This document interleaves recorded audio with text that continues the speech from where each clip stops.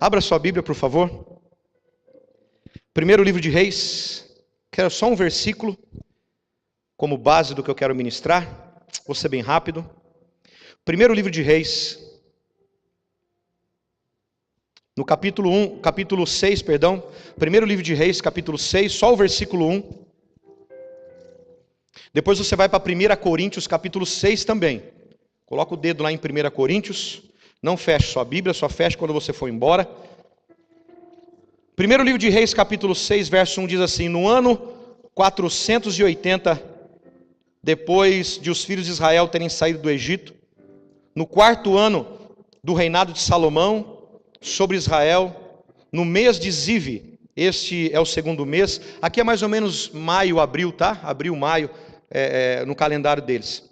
Começou-se a edificar o templo do Senhor. Tem uma versão que diz que Salomão começou a edificar a casa do Senhor, né? O templo do Senhor. E se você for comigo em 1 Coríntios, por favor, vá lá, no capítulo 6 também, no versículo 19. Primeira carta de Coríntios, primeira carta de Paulo aos Coríntios, no capítulo 6, no versículo 19 e 20. Ou não sabeis que o vosso corpo é o templo do Espírito Santo, que habita em vós, proveniente de Deus, e que não sois de vós mesmos? É uma pergunta que Paulo está fazendo. Porque fostes comprados por bom preço. Glorificai, pois, a Deus no vosso... Como é que você tem que glorificar a Deus? E no vosso espírito, os quais pertencem a Deus.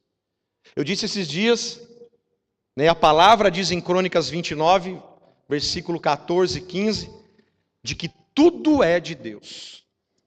Tudo pertence a Deus. E aqui no capítulo 6 de Reis, você vê Salomão começando a edificar a casa do Senhor. E se você ler o texto todinho, depois você vai ver tudo que ele fez, tudo que ele colocou, tudo que ele construiu. No capítulo 5 você vê os preparativos para a construção do templo. Porque Davi recebe uma direção de Deus antes de morrer, de que um desejo, não é uma direção, ele teve um desejo, porque Davi ele habitava em grandes palácios, e o templo do Senhor, a arca do Senhor ficava numa tenda. Armaram-se uma tenda e colocaram a arca do Senhor, e o rei morava num palácio, e Davi, ele tem um desejo assim, não pode, como é que posso eu morar em ricos palácios e o Senhor numa tenda? Então surge um desejo no coração de Davi, e o profeta Natan fala assim, olha, faça o que você bem entender, o que você quiser, aquilo que está no teu coração. Mas aí o Senhor visita Natan era o profeta do rei Davi. Depois de Samuel, ele se tornou o profeta do rei Davi. Natan recebe uma direção dizendo assim, olha, mas fala para Davi, que Davi não vai construir esse templo não, porque Davi é homem de sangue. Vai ser o seu filho, que vai trazer paz sobre Israel, ele vai trazer a construção desse tabernáculo, desse templo aliás, tabernáculo em Êxodo. Por que Davi era homem de sangue? Porque esse sangue que Deus cobra de Davi, não é o sangue dos seus inimigos, sabia disso? Pregam-se muito equivocadamente esse texto. Não é o sangue dos inimigos, porque todo rei saía para a guerra e matava. Salomão não. Salomão é conhecido como um rei pacífico, um rei que não foi para a guerra. Mas Davi, além de ser amado do Senhor, ele foi um rei que matou muita gente, mas não é esse sangue que Deus está falando. Esse sangue que Deus está falando é de Urias. Davi é homem de sangue, tem sangue nas mãos dele. Ele matou uma pessoa inocente, ele roubou a esposa dele. Então Davi não pode. Natan vai lá e entrega um recado, porque o profeta é assim. Profeta que é profeta não fica falando assim, veja uma chave de ouro. Veja profeta que é profeta aponta pecado do cara, para o cara se arrepender. Ele conta até uma historinha da ovelha. Lembra da ovelha? Um viajante, tinha uma ovelha, tananã, tananã. Ele conta uma historinha e Davi fica irado, fica doido. Ele fala assim: esse cara tem que morrer, ele tem que devolver 4 vezes mais. E Natan fala assim: então, rapaz, não é que esse cara é você? E ali o Senhor decreta a sentença na vida de Davi. Então, quando Davi tem o desejo de construir o templo, Deus fala assim: não. Natan fala: faz o que você bem entender. Mas quando Deus visita Natan, fala assim: não, ele não pode. Ele é homem de sangue. Há sangue nas mãos dele. Não pode. Mas o filho dele. E aí quando Salomão nasce, a Bíblia diz que Deus o toma para ele. E coloca o nome dele de Gededias, o amado do Senhor. Um rei pacífico que não foi para a guerra. E aqui Salomão, ele começa a construção do templo, em 1 Reis capítulo 6. Mas o que me chama a atenção nesse texto, eu quero entrar com você, que diz assim, ó, no ano 480, ou seja, depois de quase 500 anos que o povo tinha saído do Egito, Salomão, ele começa a edificar a casa de Deus. E aí você vai para Paulo, lá em Coríntios, ele diz que essa casa somos nós. O Senhor não habita mais em templo físico. O Senhor não habita mais em templo feitos por mão do homem. O Senhor habita em mim e habita em você. Paulo diz: olha, não sabeis que o vosso corpo é o templo do Espírito Santo que habita em vós, proveniente de Deus, ou seja, esse templo veio de Deus, então o seu corpo não é teu, é dele. Ele diz que sois vós mesmos porque fostes comprados. Nós fomos comprados por um alto preço, irmão. Por um alto preço de sangue. E nós temos que honrar a Deus, nós temos que glorificar a Deus com o nosso corpo e o nosso espírito que pertence a Deus. Nada é nosso, tudo é dele. Porque dele, por ele, para ele são todas as coisas. E já há alguns dias eu tenho ministrado alguma série de mensagens, às vezes eu paro um pouco, depois eu volto um pouco. Uma série de mensagens com o tema ser parecido com Ele. Porque o Senhor um dia me visitou no secreto, Ele disse assim: olha, nós precisamos fazer com que a igreja de hoje se torne mais parecida comigo. Você precisa se parecer mais comigo. Deixar de se parecer com o sistema, deixar de se parecer com as coisas secundárias e começarmos a nos parecer mais com Jesus. Isso tem que começar de nós, queridos, para que você transforme a vida de alguém, para que você fale do amor de Deus para alguém, para que você ganhe alguém para Jesus, tem que começar essa transformação de você e de mim. Para nós valorizarmos uma vida, como é a visão desta igreja, nós temos a primeira vida que tem que ser valorizada é a tua. Porque se você não valoriza a tua vida, não valoriza a tua casa, não valoriza a tua família, não tem como você valorizar as outras pessoas. E nós precisamos de transformação. O que eu disse? No pensar, no falar, no agir, no tocar, em tudo. Ah, pastor, mas eu não consigo, eu não dou conta. O Espírito habita dentro de você. Você, por força própria, você não vai mesmo. Por força própria, você não vai conseguir mesmo. Mas a Bíblia diz que há um Espírito que habita em nós. E esse corpo é proveniente de Deus, não é nosso. Então cuida deste templo.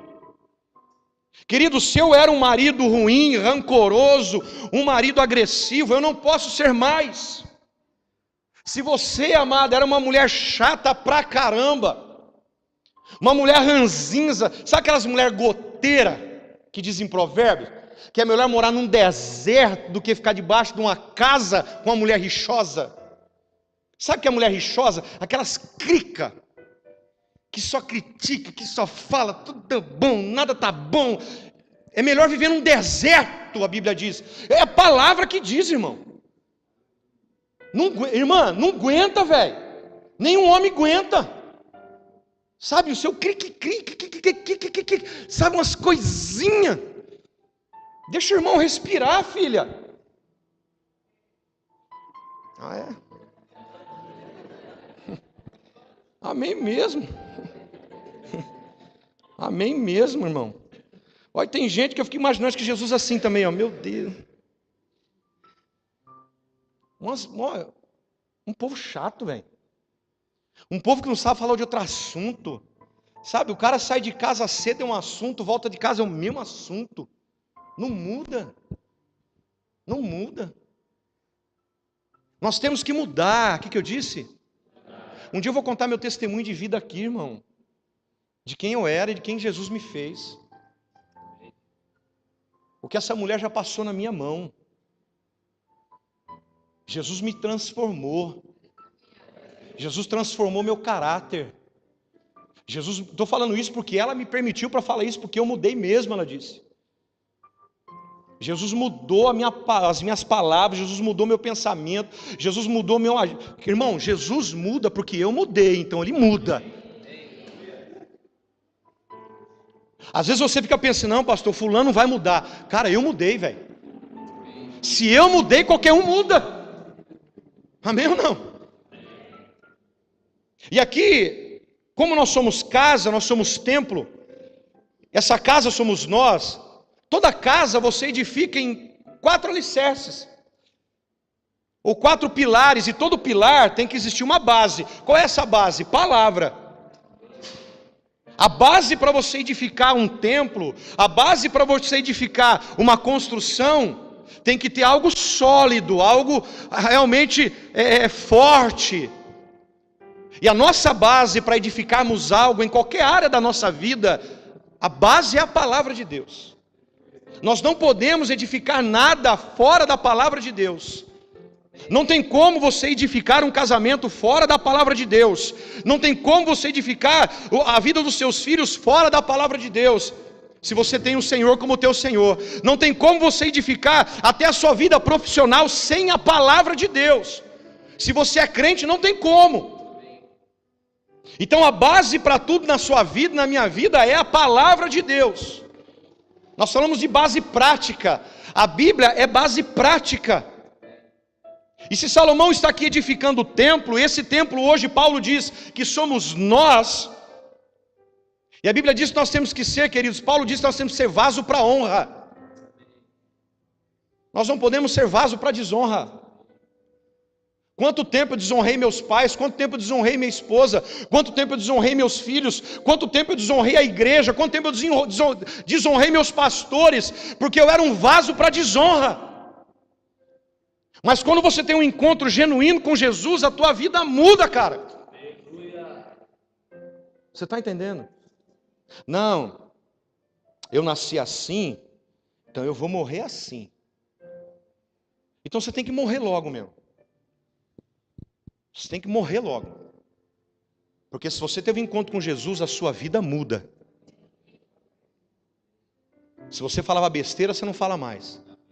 Se você contava piadinha pornográfica, conversinhas para agradar pessoas, você não pode mais. Se a sua mente era uma mente profana, não pode ser mais. Ah, pastor, mas não tem como controlar os meus pensamentos? Tem, cara. Ah, tem. E como tem? Como, pastor? Dobra o seu joelhinho e coloca a sua carinha bonita no chão para você ver. Se o Espírito não te pega. Tem como. Tem como. E aqui eu separei 4 pilares para você se tornar uma pessoa mais parecida com Jesus. Primeiro, o primeiro pilar é sinceridade. Se a base é a palavra de Deus, o primeiro pilar que eu tenho que construir a minha casa, a minha vida, é um pilar de sinceridade. Você tem que ser sincero com as coisas de Deus. Você tem que ser sincero lá no seu trabalho. Tem que ser sincero no seu casamento. Tem que ser sincero na sua vida. Sinceridade. Eu já disse a tradução de sinceridade. A palavra sinceridade, a tradução aqui é aquele que é franco, é leal, é verdadeiro, que não oculta, que não usa disfarces, não é dissimulado, não usa de malícia. A etimologia da palavra, eu já disse isso aqui, é sincera, é sincera, é uma vida transparente. Os romanos, eles faziam uns vasos naquela época, e quando o vaso era um vaso muito transparente, que você via do outro lado, essa tradução etimológica de sincera, os vasos que eram construídos pelos romanos, fabricados pelos romanos, você via do outro lado, de tão transparente e fino que ele era. Mas muitas vezes eles moldavam os vasos e as trincas apareciam. Aí eles pegavam uma cera especial e passavam na trinca da cera. Na trinca do vaso, perdão. Só que eles colocavam no sol para secar. E quando o sol forte do meio-dia batia, aquela cera o quê? Derretia, e a trinca estava ali ainda. Nós não temos como ser vasos trincados, porque se você é um vaso trincado, quando o óleo do Espírito vier sobre você, esse óleo vai sair. Então a sinceridade, queridos, a sinceridade, cara, você tem que ser sincero com a tua esposa, macho. Moça, você tem que ser sincero com o teu esposo. Amados, quando há uma situação entre nós, a gente olha um no olho do outro e fala assim, ó, tá assim, o negócio tá feio aqui. Me ajuda aí. Essa semana eu cheguei para ela e falei assim, ó, eu tô com sintomas esquisitos. Ela falou, vem aqui que eu vou te ungir agora. Pegou um azeite lá em casa, fazia uns 50 anos tá lá em casa o azeite.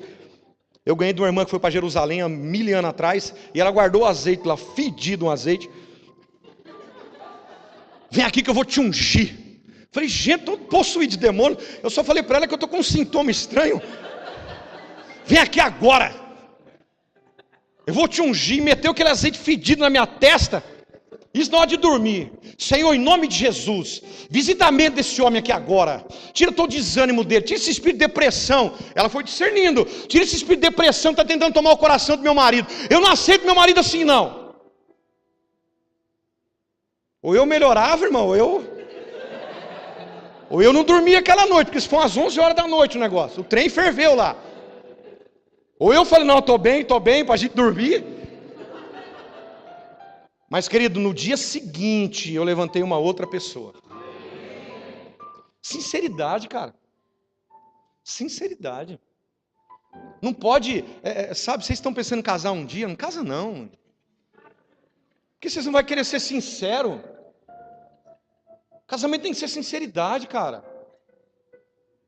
Sabe, fica ocultando as coisas, cuidado.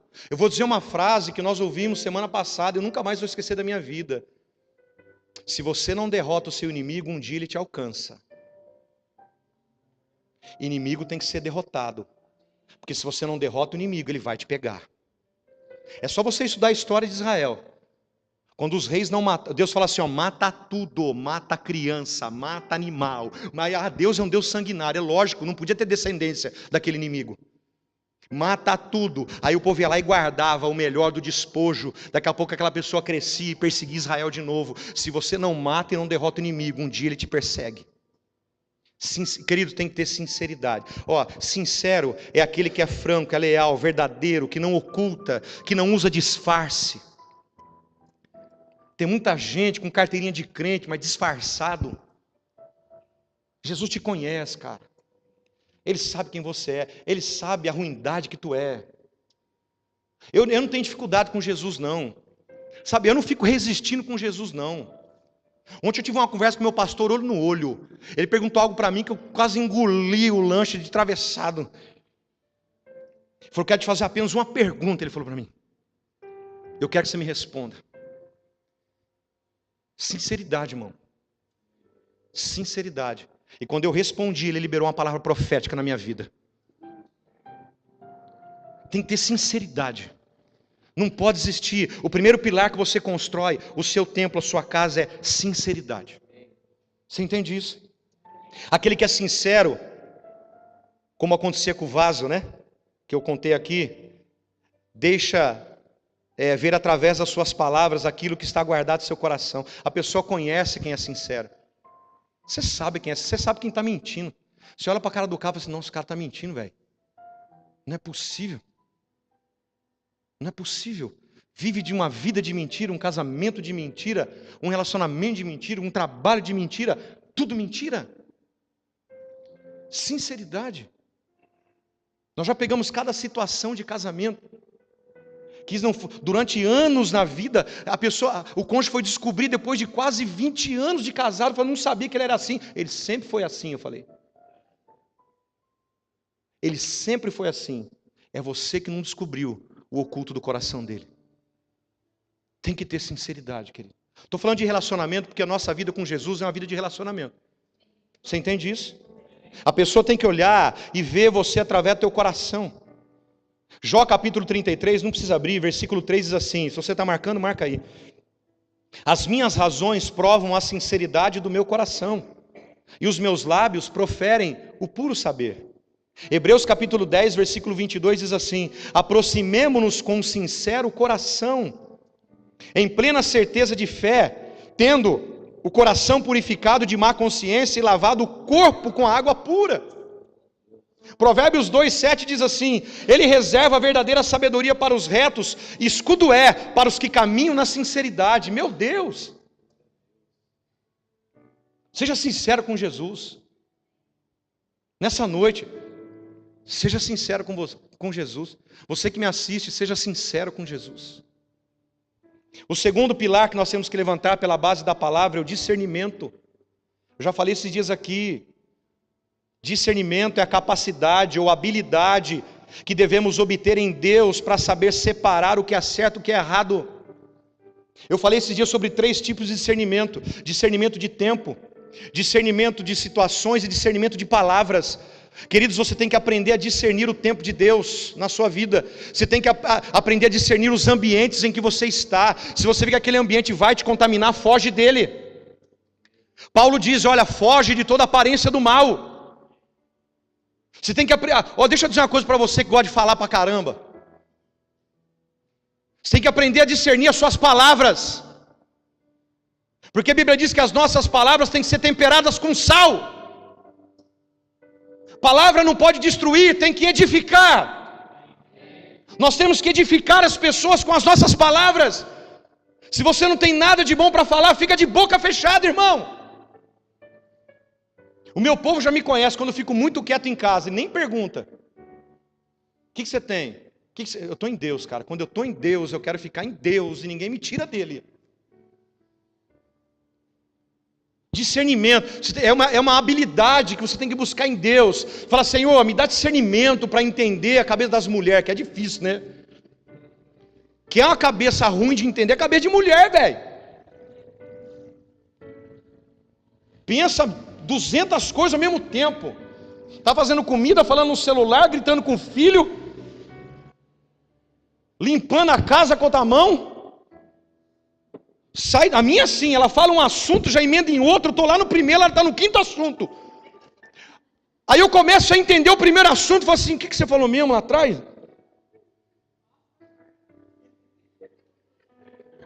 Desenrola 5... Irmão, é discernimento, você tem que ter discernimento para entender a cabeça da mulher. Você está entendendo? Do latim, a palavra discernimento é discernere. É separar, dividir, distribuir, colocar de lado, distinguir, perceber. Você tem que perceber as coisas. Para de ficar uma pessoa aleatória no mundo. Tem gente que se converte e fica aleatória no mundo. Fica bobo, fica perdido. Queridos, a gente tem que ser a pessoa mais inteligente da face da terra, porque nós servimos um Deus que nos deu inteligência que vem do alto. Você está entendendo? Quem tinha que ter inventado o Facebook não era um ímpio, era um crente que tem que ter inventado o Facebook. Quem tinha que ter inventado o ar-condicionado, que é algo que veio do céu. GPS veio do céu. Irmão, as melhores coisas do mundo que foi inventado é ar-condicionado e GPS. Quem inventou? Não foi crente. Porque os crentes ficam tudo meio, se convertem, ficam tudo meio bobo. Sendo que você serve um Deus que te dá sabedoria que vem do céu. A Bíblia diz que Salomão foi tão sábio que nunca existiu, nunca vai existir um homem tão sábio que nem ele. E a Bíblia diz assim, se tem alguém com falta de sabedoria, vamos fazer campanha de 7 semanas para Deus dar sabedoria. Campanha da sabedoria, eu já vi isso, irmão. Campanha da sabedoria. Falei, gente, Tiago fala que a gente só tem que pedir. Eu já falei da diferença da sabedoria e do conhecimento? Já falei, né? Aqui. Contei a história do tomate para você? Sim ou não? Conhecimento é saber que o tomate é fruta. É fruta ou legume? É fruta. Sabedoria é você não colocar o tomate na salada de fruta. Você põe. Quando eu vi isso de um pastor, eu falei, gente, esse cara é benção demais. Nunca mais esqueci. Isso que eu não sabia nem que tomate era fruta. Você vê como a gente é meio mais besta ainda do que a gente era. Aí quando ele falou tomate é fruta, eu falei, não, não é fruta. Aí eu fui pesquisar, é fruta mesmo. Conhecimento é o que você adquire, sabedoria é você aplicar o conhecimento que você adquiriu. E quem é que dá sabedoria? Os livros? Não, a Bíblia diz que Deus dá. Você entende isso? Você também tem gente que sabia que o tomate não era fruta não. Provérbios capítulo 2, versículo 3 diz assim, ó: se clamares por conhecimento, e por inteligência alçares a tua voz, se como a prata buscares, e como tesouros escondidos a procurares, então entenderás o temor do Senhor, e acharás o conhecimento de Deus. Nós temos que buscar o conhecimento, sabedoria, como se busca prata e ouro, como algo precioso. Salmo 119, se você quiser abrir, mas diz assim no versículo 130. A explicação das tuas palavras, Salmo 119 é de Esdras, tá, irmão? O Salmo 119 é de Esdras. É de Esdras. E todo o versículo do Salmo 119, os 176 versículos, fala de ensinar a palavra. Ensinar mandamento, preceito. Só fala de ensino. Foi Esdras que escreveu. A explicação a explicação das tuas palavras. Está vendo aí? A explicação das tuas palavras ilumina e dá discernimento aos inexperientes. A explicação de quem? A exposição das tuas palavras. Olha o versículo 131. Abro a boca e suspiro, ansiando por quê? De novo o versículo falando sobre palavra. 176 versículos fala de ensinar a palavra, receber a palavra, palavra. Versículo 132. Volta-te para mim e tem misericórdia de mim, como sempre fazes os que amam teu nome. Palavra. Dirige os meus passos conforme a tua palavra. Não permitas que nenhum dos meus pecados me domine. Você entende? O terceiro pilar que você precisa levantar nessa base da palavra de Deus é intimidade. Primeiro, sinceridade. Segundo, discernimento. Terceiro, intimidade. A intimidade, uma das traduções é conhecer por dentro. Conhecer por dentro. Tem criança aqui, eu não vou entrar nessa questão aqui de homem e mulher. Tá? Mas é conhecer por dentro, conhecer no íntimo, conhecer no escondido, conhecer no secreto. Intimidade é isso. Intimidade é você penetrar no coração de Jesus.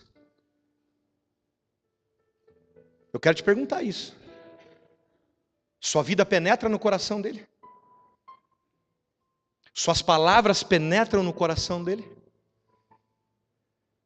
Sua vida penetra no coração dele?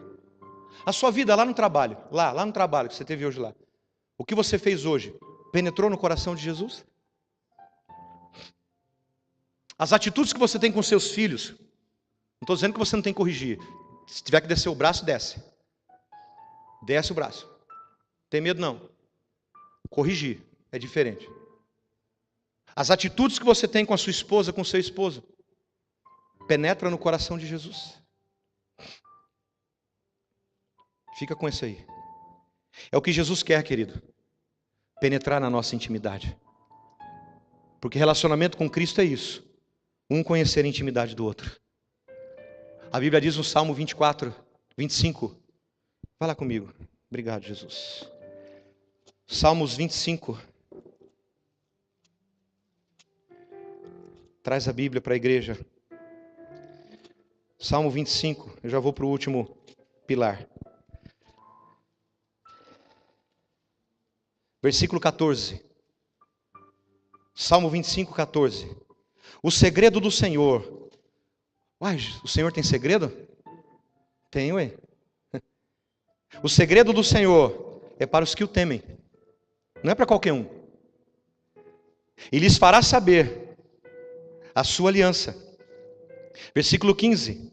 Os meus olhos estão postos continuamente no Senhor, pois Ele tirará os meus pés da rede.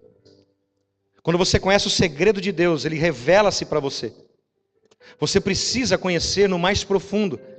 Porque, queridos, quando o grande dia chegar, Ele virá buscar somente aquela que penetra no coração dele. Ele virá buscar aquela igreja que penetra no escondido, no oculto do coração dele. Você habita no coração de Deus. Eu disse agora, o fato de você frequentar uma igreja não quer dizer que você frequenta o coração de Deus. O fato de você ser membro de uma igreja não quer dizer que você penetra no coração dele. Quem entende, diga amém. Mateus capítulo 6, a gente tem como base dessa igreja o versículo 6, mas o versículo 7 diz assim: e quando orarem, não fiquem sempre repetindo as mesmas coisas. Todo dia você fala a mesma coisa para Deus, todo dia a mesma coisa para Deus, todo dia, parece que Deus é um Deus autista, é um Deus, sabe, retardado, que não fiquem repetindo a mesma coisa, como fazem os pagãos. Eles pensam que por muito falar, serão ouvidos. Não sejam iguais a eles, porque o Pai sabe o que vocês precisam antes mesmo de pedir. O que você precisa conhecer são os segredos do coração de Deus. E quando você conhece os segredos do coração de Deus, Ele se revela para você. A Bíblia diz no Salmo 35, agrada-te do Senhor, e Ele satisfará todos os desejos do teu coração. A palavra agradar ali é deleitar. Deleitar é você trazer prazer, é você causar prazer no coração de Deus. Se você tem a Bíblia como base da tua casa, você precisa ter uma vida que traga prazer a Deus. Quem entende? No Salmo 139, no versículo de 1 a 4, diz: Senhor, Tu me sondas e me conheces, sabe quando me sento e quando me levanto, de longe percebe os meus pensamentos, sabe muito bem quando trabalho e quando descanso, todos os meus caminhos te são bem conhecidos, antes mesmo que a palavra chegue na minha língua, Tu já conheces inteiramente, Senhor. Não precisa ficar falando, não, cara. Ele sabe. Você que precisa saber quem é Ele. Porque quando você descobrir quem é Ele, você descobre quem é você. Você nunca mais vai ter crise de identidade. Quando você descobrir quem é Jesus, você nunca mais vão chegar para você e falar assim: não, eu sei quem eu sou. Você canta uma música aqui, eu sou o que a Bíblia diz que eu sou. Ou é só da boca para fora? Quando as pessoas dizem para você assim: o que você pensa para o futuro? O que você pensa? Fica assim: eu não sei, eu estou na dispensação do Senhor. Não, cara. Se você descobre quem Deus é, você sabe quem você é nele. E o diabo nunca vai mais dizer para você o que você é. Você sempre vai entender quem você é em Deus. Nunca mais você vai ter crise de identidade. Você não vai mais procurar terapeuta, não vai procurar mais ninguém. Você sabe quem você é. Ninguém vai precisar mostrar para você quem você é, porque a Bíblia revela quem você é. Deixa eu dizer uma frase que Deus colocou no meu coração: intimidade não se compra, intimidade se conquista.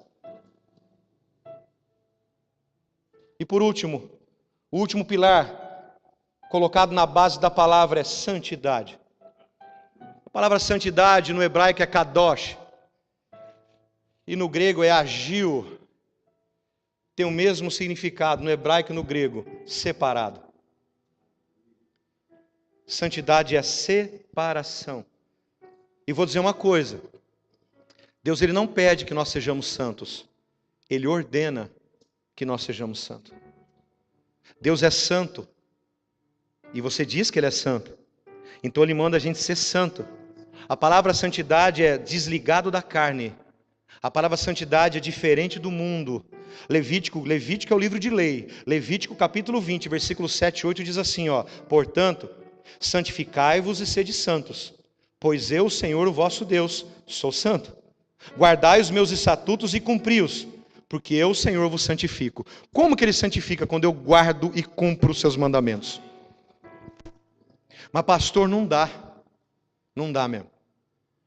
São 613 mandamentos, mais 10 do decálogo, 623 mandamentos. Não dá para cumprir.